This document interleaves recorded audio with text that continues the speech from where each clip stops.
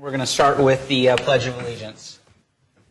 Pledge allegiance to the flag of the United States of America and to the republic for which it stands, one nation, under God, indivisible, with liberty and justice for all.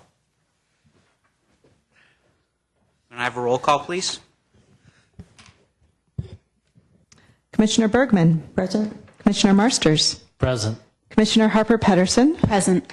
Vice Chair Gutierrez. Present. Chair Silberman. Present and on time.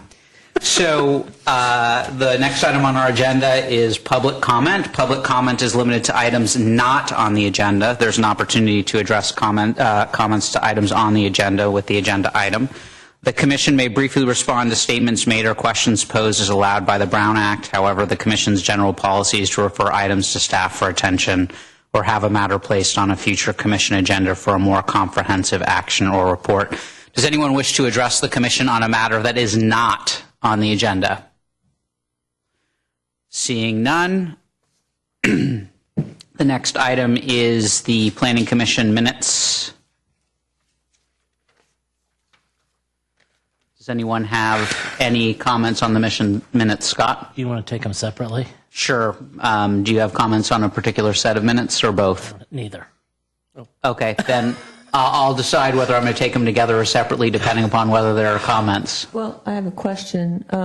Remember how we disclosed if we had communications with people, and some of us had communications with the developers? Is that usually just recorded as part of the video, so it's on record, or does that need to be put in the meeting minutes? I mean, if you ask I'm asking staff. staff.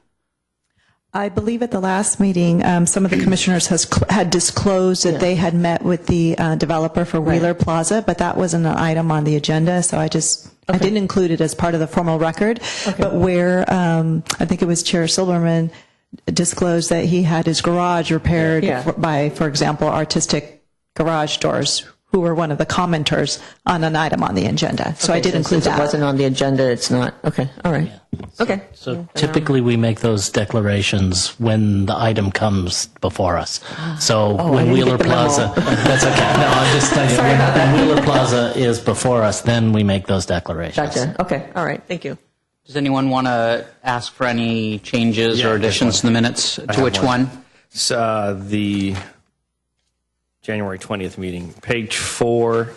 I think they, under my comments, I think it was a 60-day escrow period and a 6-day escrow. So I think we're just missing a 0 there. Anything else? I have nothing. I think I can actually, and I'd entertain a motion to approve both sets of minutes with that one change to January 20th. So moved. Is there a second? Second. All in favor? Aye. Opposed? None. Motion passes.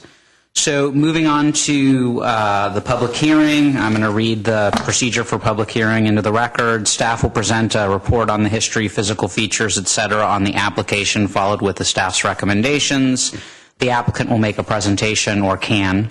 Thereafter, interested members of the community may speak on the proposal. When all interested parties have had an opportunity to be heard, the hearing will be closed and no further discussion from the floor can be held. The Commission will then consider the evidence and make its recommendation. If you challenge a public hearing item in court, you may be limited to raising only those issues you or someone else raised at the public hearing described in this notice, the public notice, or in written correspondence delivered to the city at or prior to the public hearing. Speakers should fill out a speaker's form found by the door and hand it to the recording secretary prior to addressing the Commission. That would help us out in putting the minutes together. The speaker should come up to the microphone to speak since the meeting is being recorded. This will also assist staff in preparing the minutes. So the item is a consideration of a zoning ordinance amendment to the San Carlos, consider zoning ordinance amendments to the San Carlos zoning ordinance Title 18. Is there a presentation? There is. I look forward to it.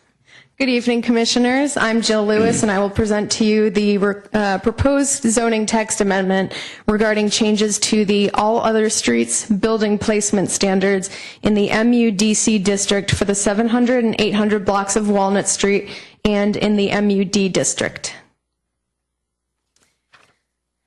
As a result of the package of zoning ordinance changes that were brought to the City Council in January, the Council asked staff to delve deeper into the items listed above. These items are: examine the front setbacks in the MUD zoning district along Walnut Street, develop regulations to prohibit kennels when adjacent to R districts, perform a study which would examine the perceived fourth-story canyon/shadowing effect along Laurel Street, investigate the 50-foot height limits that are currently allowed along Old County Road and any traffic impacts that may result at build-out, consider possible regulations to require a conditional use permit for the fourth story, and the possibility of directing density and height where it is desired by looking into raising the height limits in the southeastern section of the city near the 24-hour fitness area. The first one is before you this evening. The rest will be brought back to you at a later date. Staff looked closely at the building placement standards for all of the mixed-use districts and found in the transitional portions of districts between multifamily residential and the downtown core there was room for refinement of the front yard setback standards for streets other than El Camino, Laurel Street, Elm Street, and San Carlos Avenue.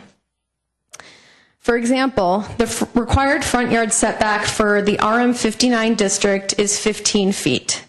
The required front yard setback for MUDC and MUD districts, if the project is fully residential, is also 15 feet. Currently required street frontage setback along all other streets, so that would not be El Camino or Laurel Street, for the MUDC and MUD districts, if commercial or mixed use, is 0 to 5 feet maximum. The proposed setback, which we're bringing before you this evening, for commercial or mixed-use projects in the MUDC district, 700, 800 blocks of Walnut Street only, and the MUD districts, we are proposing an increase of 5 feet to 15 feet maximum. So these are examples of existing development patterns. The 500 block of Walnut Street, so that's 512 Walnut Street with plus or minus 15-foot front yard setback. And on the right, we have the 700 block of Walnut Street.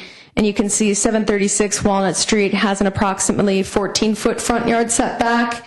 And then 760 Walnut Street has an approximately 16-foot front yard setback. The Planning Division is currently reviewing a development application at 545 Walnut Street that is facing issues meeting the required street frontage setbacks of 0 to 5 feet in the MUD zone. The proposed structure at 545 Walnut is set back 10 feet from the street property line. Concerns with this application include driveway visibility and building placement relative to setbacks of existing development. For the sake of comparison, the structures on each of the two adjoining multifamily residential properties at 535 Walnut and 551 Walnut are set back from the property line 12 feet 10 inches and 17 feet 10 inches respectively. So the proposed amendments would increase the all other street frontage setbacks in the MUDC district for the 700 and 800 blocks of Walnut Street only from 0 to 5 feet maximum to 5 feet minimum, 15 feet maximum. And similarly in the all other street frontage setbacks in the MUD district from 0 to 5 feet maximum, to 5 feet minimum, 15 feet maximum. Staff agrees that the existing setback requirement of 0 to 5 feet maximum is restrictive and should be more reflective of the existing development pattern along the street frontage. To give you a visual representation of how this would read on the page, here is the building placement standards table for the mixed-use districts. Note that for residential only development, the table refers the reader to the setbacks of the RM59 district. You can see how specific streets are referenced for commercial and mixed-use development, but then there is the category from all other streets, or for all other streets, which is the subject of this item that's before you. The two minor adjustments to the building placement standards within the MUDC district, so that's the 700 and 800 blocks of Walnut Street only, and the MUD district will ensure greater consistency and alignment with existing multifamily residential development in transition areas where two different zoning designations are across the street from each other. In most cases of the amendments to be made, multifamily residential development is on the opposite side of the street. To be clear, this change would apply to new commercial and mixed-use development only and would affect the 700 and 800 blocks of Walnut Street that are in the MUDC district and the all other streets street frontage setbacks within the MUD district. So, since the distribution of the staff report, staff received 2 phone calls from the property owners at 753 Walnut Street and 787 Walnut Street, inquiring about the text amendment, what effect it would have on the 777 Walnut Street project, which was approved by the Planning Commission on October 6, 2014, and how it would affect existing development. Staff also received the email that is in front of you this evening from a property owner that would be affected by the change in building placement standards if they were to build a commercial or mixed-use development. These are the findings that would need to be made in order for you as the Planning Commission to recommend the City Council amend the zoning ordinance. The Planning Division recommends that the Planning Division recommends that the Planning Commission adopt a resolution recommending that the City Council introduce an ordinance to amend the San Carlos zoning ordinance, Title 18 of the San Carlos Municipal Code, to make modifications to Table 18.05.030-2, Building Placement Standards, All Other Streets, MUDC for the 700 and 800 blocks of Walnut Street, and the MUD districts. And with that, I can take any questions you have for staff. Does anyone have any questions for staff at this time? So what are the answers to the letters and requests that you got? You mean the phone calls? Yes. Okay. Let's see. There were just general questions about the text amendment, like what does it mean for them? And then the effect that it would have on the 777 Walnut Street project is none because it was approved prior to us bringing this change before you. And then how it would affect existing development, it would not affect existing development. Anyone else have questions for staff at this time? I don't at this time. Nope. Is there any public comment? I'm not seeing any public comment. You sure? All right. So then at this time, I'd entertain a motion to close the public hearing. So moved. Second? Is there a second? Second. All in favor? Aye. Opposed? None. All right. So deliberation. Does anyone have any comments they would like to make regarding this change? Just that it seems to be more consistent with what is already existing on those blocks. So I got one positive comment. I have one agreement. That's 2. Anyone else? I agree with what Angela says. All right. Well, I can count to 3, so I'm going to entertain a motion if anyone wants to make it. I'll make it. I move that the Planning Commission adopt a resolution recommending the City Council introduce an ordinance to amend Title 18 zoning of the San Carlos Municipal Code based on the findings incorporated in the resolution and for the reasons stated in the staff report. Is there a second? I'll second that. All in favor? Aye. Opposed? None? Okay. It passes. That was a nail-biter there. So, report on recent City Council actions. I don't have anything for the commission this evening. Okay. Planning Commission comments or reports? Nope. Nothing. Nope. Seeing none. Any correspondence other than the correspondence previously referenced? No? All right. Planning staff comments, reports, reports and updates of current projects.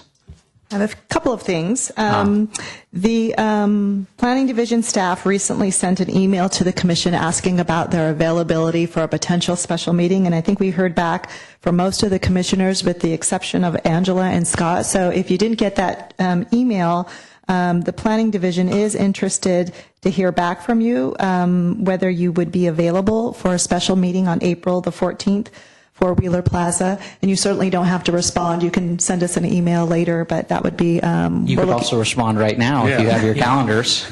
I'm available. Or you could respond, but you don't have to. She doesn't want to pressure you. I don't really have that. I'm not resistant to that at all. Give a couple more updates and I can. All right. But we heard Scott committed, so he'll be here for no matter what. Right. In the meantime, I just wanted to update the commission that we had a pending, we had sent a pending, schedule to the Planning Commission with some tentative dates for upcoming projects. We have a confirmation for one of them. One of the new mixed-use projects that we've been reviewing is at 977 Laurel Street. That'll be on the Planning Commission's agenda of April the 6th. And then the other thing I wanted to mention is that, which the Commission may have heard about, is that this Thursday there will be a community meeting to discuss a potential residential parking permit program for the Greater East Side neighborhood south of Holly Street. And the community meeting will take place at the Loreola Park Community Building at 7 p.m. And again, this is this Thursday, March 19th. Did that buy you enough time, Angela? Yes, I am available on April 14th. Thank you. It is unanimous. All right. Any other reports? Anything else for the good of the order? No? Staff has no further reports. All right. Thank you. Then the meeting is adjourned.